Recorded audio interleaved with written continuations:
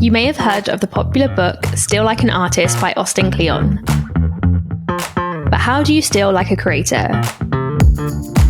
How do you take the most successful creators online and use what they're doing to help you grow? Alex is the chief thief with his newsletter, The Steal Club, where he dissects the strategies that top creators use to grow their audiences and monetize them. And in today's episode of Creators on Air, he shares those very strategies.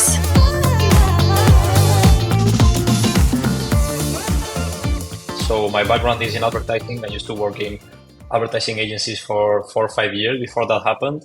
And then I got fired, so I had plenty of time in my hands. So basically what I did was I started to share everything that I learned on social media. The problem is that I wasn't getting any engagement or any followers whatsoever. And I was getting super frustrated because I was seeing people that started at the same time as me grow way faster and have like way more success than me. So the problem is that I was seeing them as competition instead of seeing them as inspiration.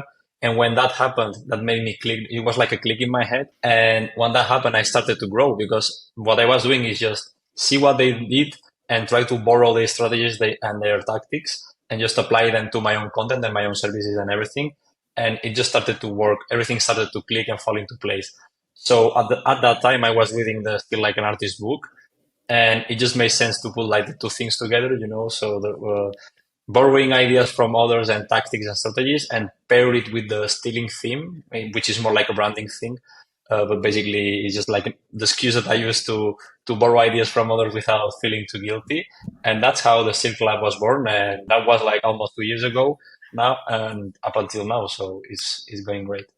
Yeah, I think it's such a clever concept. What are some of the best strategies that you've taken from top creators and that you've personally applied to your own platform and growth? Yeah, so there is one that obviously when you look at all of these creators, you start to notice patterns and you start to notice things that they all do at the same time. And one of these is the use of proven structures or templates, if you want to call it, for content creation. And that's something that I've applied to my own content and that has literally changed the way I create content. And someone that does this super well is Justin Wells. For example, what he does is that instead of starting the content creation process looking at a blank page, what he does is he starts from a preset structure that he either created from scratch or has taken from someone else. And he just let's say he just fills the blanks between that on that template. And that helps him come up with new ideas, but also like speed up the content process way more. And that's something that I've taken from him too. And I made my own tweaks on it, but and right now is the way I create content. And that's how I'm able to create so much content. This is one of the main questions that I get on Twitter and everywhere is basically, how can you create so much content so consistently? And it's like, I'm not starting from a blank page. Yeah. I'm actually starting from something that exists. It's 10 times faster than before. So yeah, I guess my main concern about using growth hacks or templates and stuff like that is trying to avoid sounding like everyone else, especially on Twitter. How do you avoid that? How do you make sure that your personality is still coming through and that you're still standing out on Twitter, even though you might be using templates that other creators are also using? Yeah, and I totally understand the concern, and it's actually a valid concern. The problem of using templates is that most creators use them without thinking too much about it, and that's what creates fatigue, and that's why everyone is so fed up with these templates, because every creator is just like copy paste the template and that's it.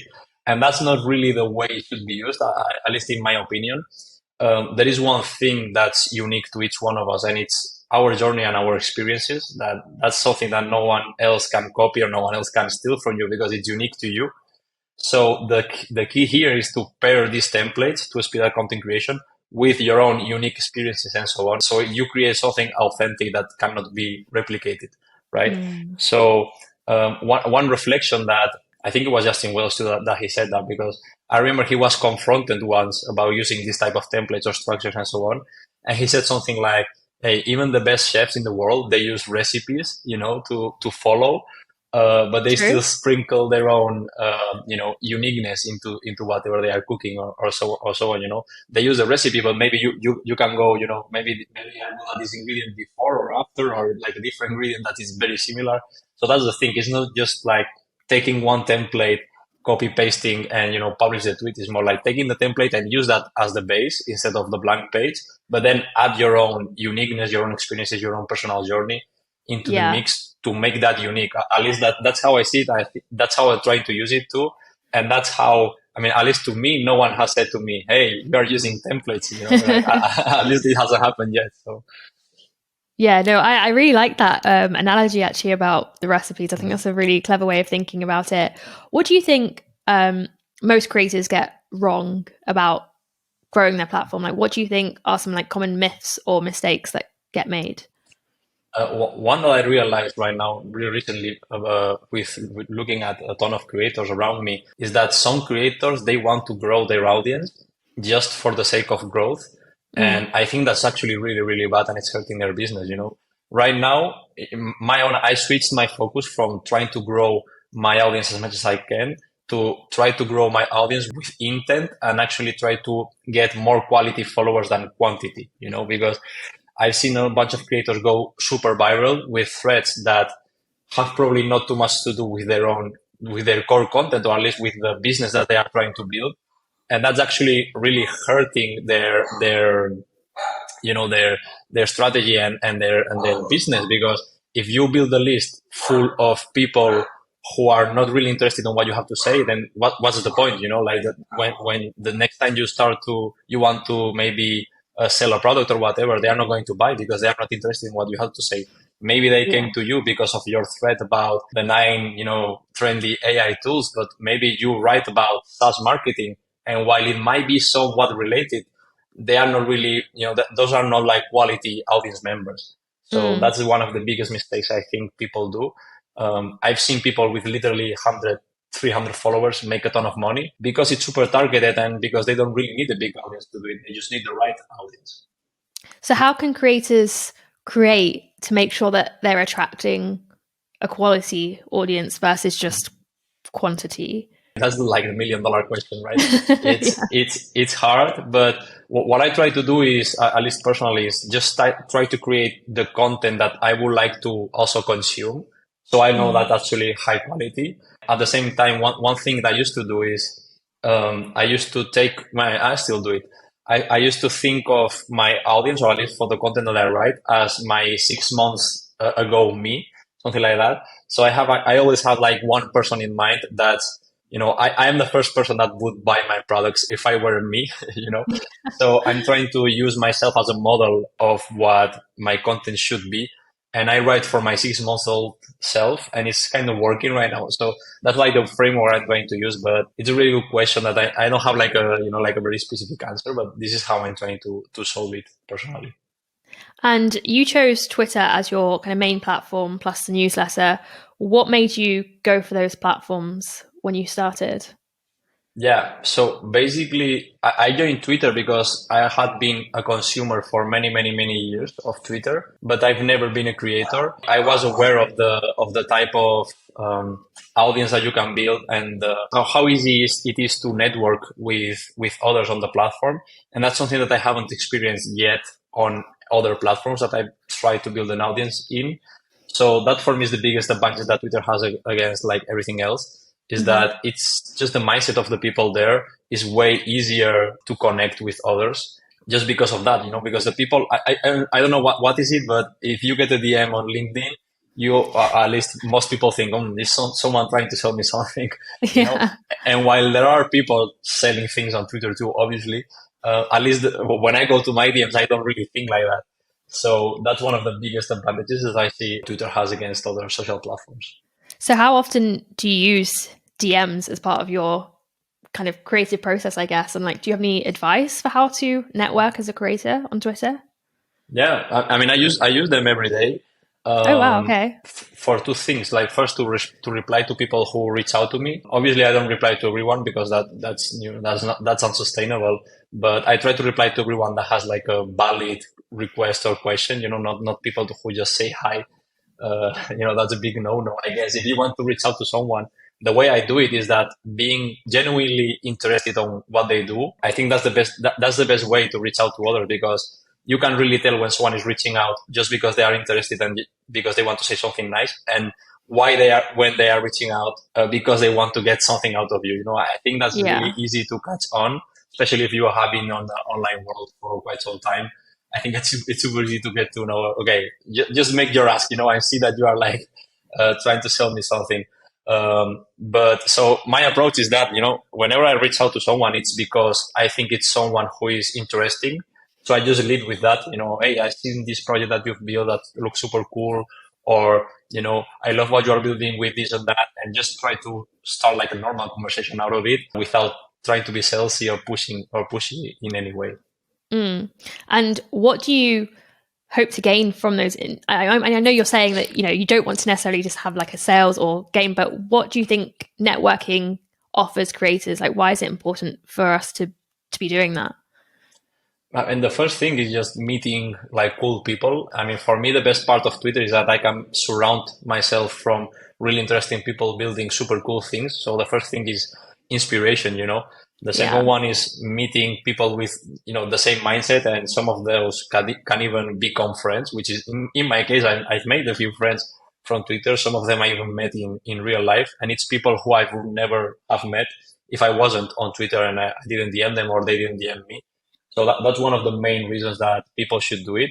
And then at the Mm. same time, it's just like, I mean, networking is all about building that network, and just put yourself in front of these people, because you never know when someone can recommend you or stuff like that. So in my case, it True. happens that some people have recommended my services in this case because they know that I do this. Even if they haven't worked with me directly, they know that I do this because we have chatted a few times, and they like me as a person. So when someone comes to request, hey, someone that does XYZ, hey, I think Alex does this, they just go talk to them.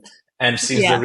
since the recommendation comes from someone that they know, then the conversion is way easier for it to happen than if it's just like me cold DMing someone and selling my services. That's one of the main reasons I think why people should, just try to build that network and DM more people. Obviously with the genuine interest in mind, not with the goal of building a bigger network because I want to get more clients. Yeah. And within your network of creators or like the people who inspire you, have you noticed any similarities in their mindset as a creator? Yeah, definitely. I think one of the first things is that the willingness to share from most of the Mm. creators I know, like the more successful ones. Some of them sell courses and stuff like that, but if you really wanted, you wouldn't even need to buy the courses because they share everything for free. It's just a matter Mm. of finding it. Obviously, they don't share it in a structured way, but there's just like this generosity. I think is like they share everything that they know for free without expecting anything in return, and just build this biggest amount of trust that I ever seen. And that's super cool because then when they need to make an ask for whatever, then their audience responds because they have been building so much trust and so much goodwill, with their audience that it's super easy to then convert them into whatever you want to do. So I think that's one of the biggest things I've noticed from my network. Let's say generosity is really big. And I think it's one of the best ways to build a business actually. Mm. No, I think that's a really good point. And what does your current business look like, and how do you structure content creation around it? Like, what is your system? Yeah, so I try to focus my content creation hours because I've tried to do it, for example, daily. Like I used to try to write everything that I put out in the day the same day. And the Mm. problem with that is that it works up until there is like some emergency or, like some day that you cannot write because you need to go to the doctor, you need to go to the supermarket or whatever. And then everything just falls apart.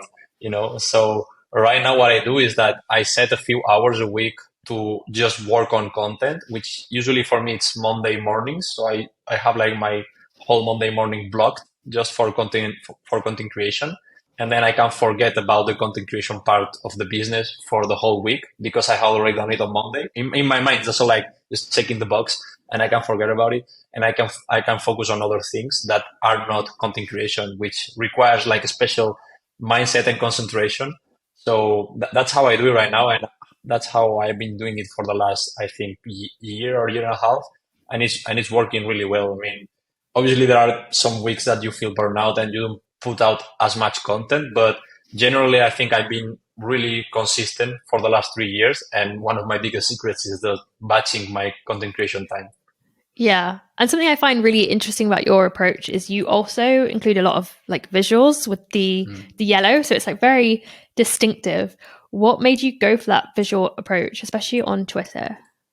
Yeah, so one of my biggest concerns about content creation is that I actually want my content to be consumed. And for that to happen, it needs to be easy to consume. And one of the Mm. best ways to make that content easy to consume is to use visuals or some sort of visual element because or even when I write text, I always, the first drafts that I make are like super long.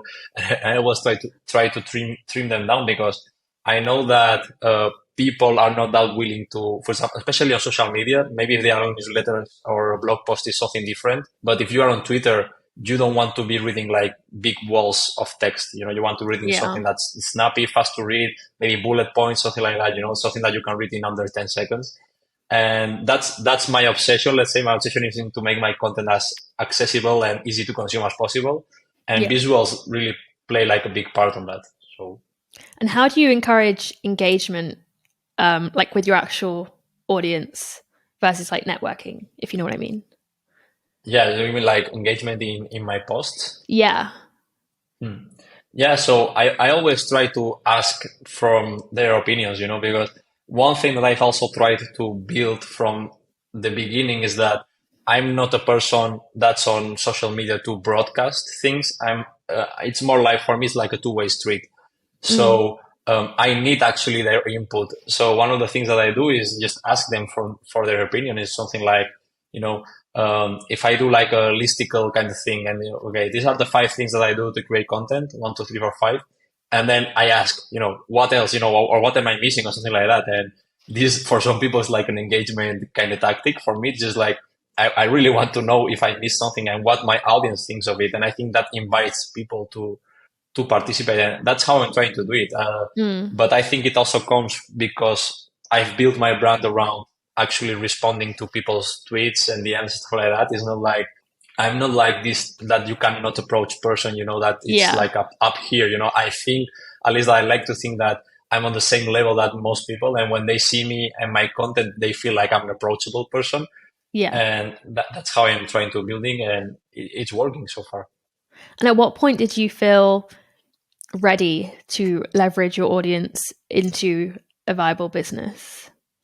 Yeah, so really early on, I did a few tests because obviously for me, there is no point in building an audience if there is not just for the sake of building an audience, as I said. Yeah.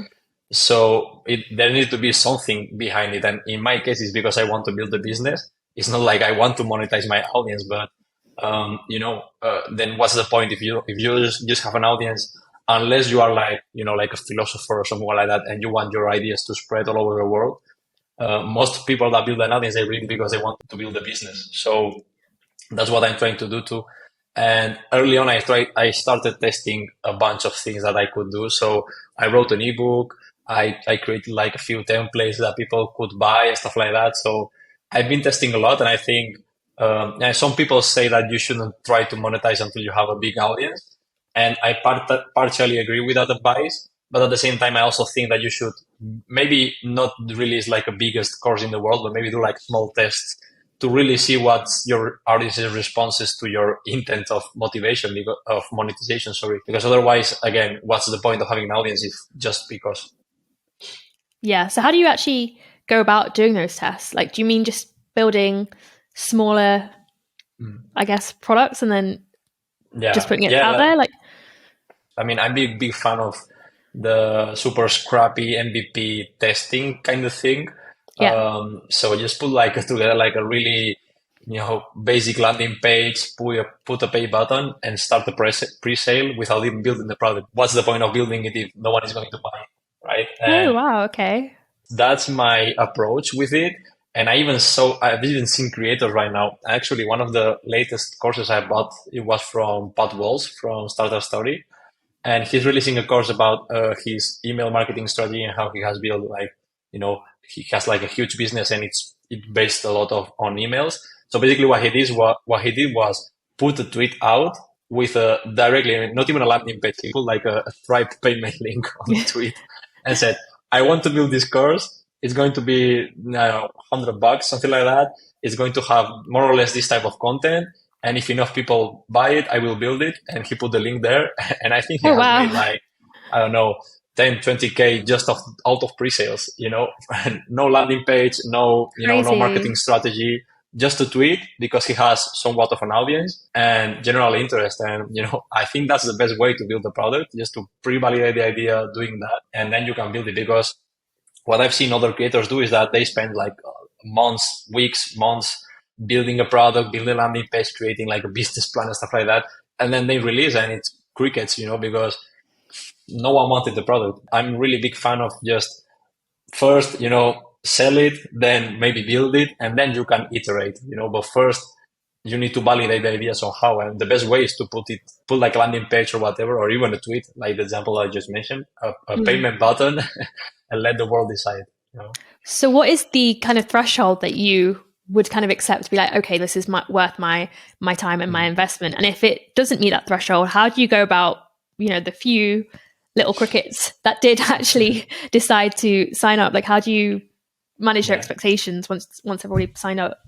So it really depends on the type of the product that you are building. But for example, for my latest course, which I actually released at the beginning of this month, I set 3 goals, and I said, okay, if we made this amount of sales, it's going to be okay. Like if this one is really really good, and if we pass this one, is like really really good.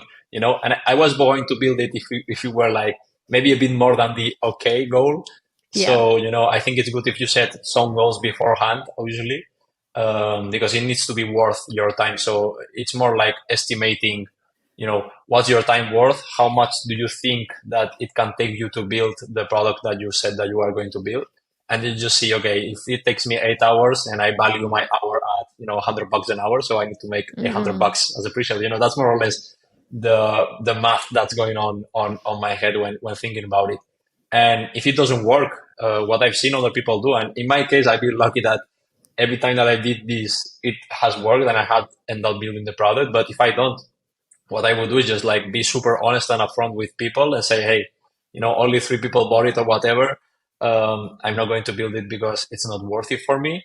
So Mm. just refund them the money and, take the loss and go home. That's what I would do, if I was me. So I think that's a really great approach because I feel like a lot of creators are just so busy and it's really difficult to know what to pour your time into. So I like that you've actually got an approach where you're mm, making informed decisions versus just trying and seeing what happens. That's really good. I'm going to end with a quick fire round now. So I'm going to ask you 5 questions that I ask all creators that come on air. So, what's your favorite thing about being a creator? freedom.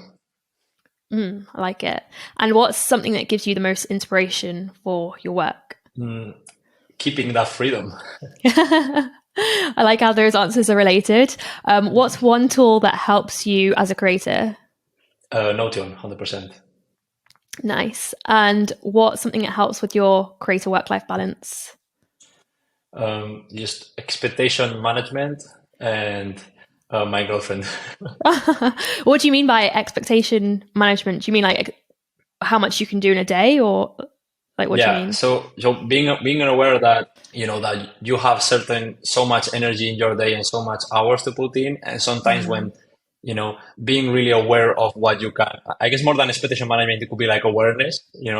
So yeah. awareness of your energy levels, of your time, and keeping some balance of your life. Because the bad thing about being a creator is that there is, I mean, the bad and the good thing about being a creator is there is no one saying telling you, okay, this is what you need to do now.